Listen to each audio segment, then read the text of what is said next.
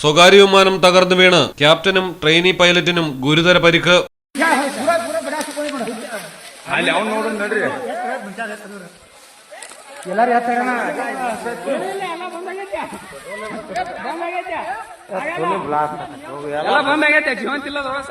കർണാടകയിലെ വിജയപുരയിലാണ് അപകടം നടന്നത്.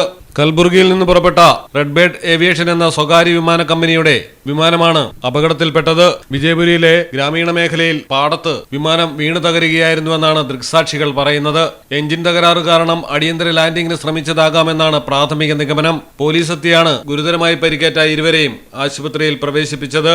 News desk Malayalam television. അക്കരയുടെ പൈതൃകം, ഇക്കരയുടെ കൗതുകം. Aldan Arabian bakes. മനസ്സും വയറും ഒരുപോലെ നിറയ്ക്കാം. രുചികരവും ആരോഗ്യപ്രദവുമായ അൽദാൻ ലബനീസ് കുബൂസ് ഇപ്പോൾ കേരളത്തിൽ എവിടെയും ലഭ്യമാണ്.